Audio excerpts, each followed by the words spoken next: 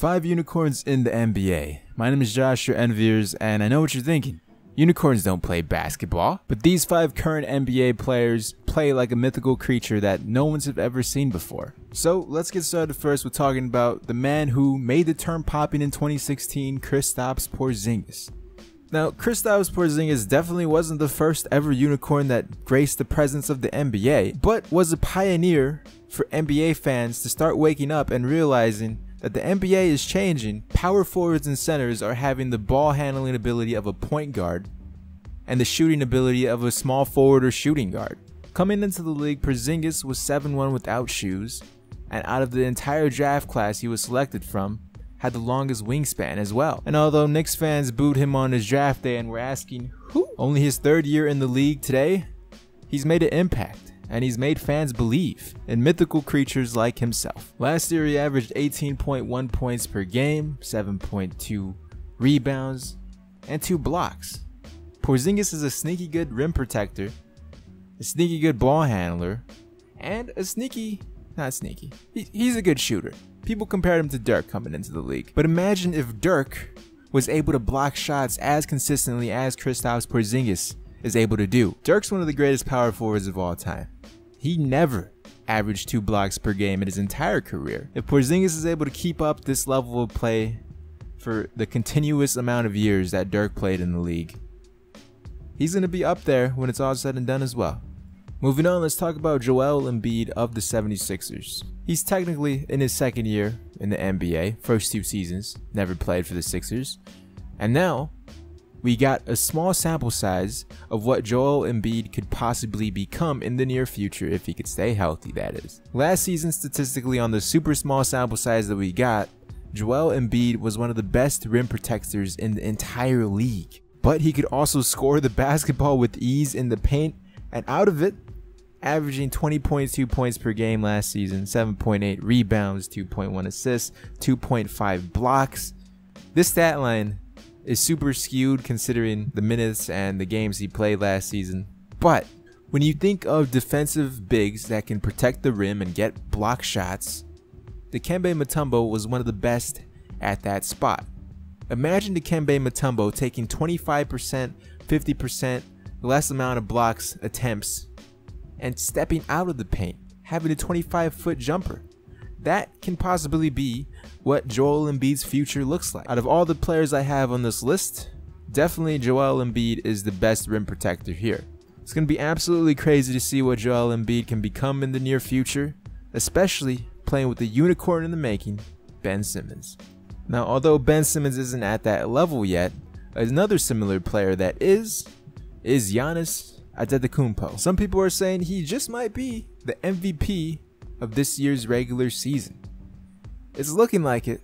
It really is. The moment he has a consistent 3-point shot, he's going to be MVP for quite some time, it seems like, because the numbers he's putting up is crazy, and depending on how far he can carry the Bucks, oof. But he's by far the most established NBA unicorn here, and by far the most unique, because as you see, big shooting threes nowadays is the trend of the NBA. You don't see a lot of bigs handling the ball and being the facilitator of the offense for their teams. And Yanis, although he doesn't have the shot like a lot of these guys I'm going to mention and have mentioned, he has the ball handling ability. Last season at the age of 22, he was the first player to ever average 22 points, 9 rebounds, 6 assists, 2 steals, and 2 blocks. And although he wasn't able to keep this up throughout the entirety of the season, he was still able to average 22.9 points per game, 8.8 rebounds, 5.4 assists, 1.6 steals, 1.9 blocks. This is absolutely crazy. He's not even in his prime yet. In the next 4 to 5 years, that's MVP Yanis, especially if he keeps playing the point forward position for the Milwaukee Bucks, being the ball handler. He's going to have the size over normal point guards in the NBA. Teams are going to have to play a bit bigger than they are, especially if Thon Maker. There's a lot of ifs, ands, and buts that could go with this Milwaukee Bucks team and Giannis's career. The future's bright for Milwaukee. Shout out to Mallory Edens. Moving on, let's talk about Nikola Yogesh. A lot of NBA scouts love comparing him to Dirk as well. And I guess that's a thing to do in the NBA, you know, compare tall white dudes that shoot threes to other tall white dudes that shoot threes. But besides them sharing those similar traits, Jokic is by far a better ball handler and a better passer than Dirk ever was. Current head coach Mike Malone of the Denver Nuggets also said he was one of the best ball handling bigs he's ever coached, and he's coached Demarcus Cousins.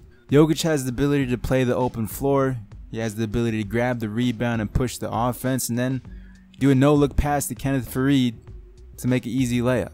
He's done so on multiple occasions right now, and it's absolutely crazy. It sucks that I can't show actual clips of this because I'm not a part of an NBA network to do so, so I'll get copyrighted, third-partied. I'm trapped in my current contract until June 2018. Once June 2018 hits, I should be free. For those people asking, why don't you show any NBA clips in your videos? I can't.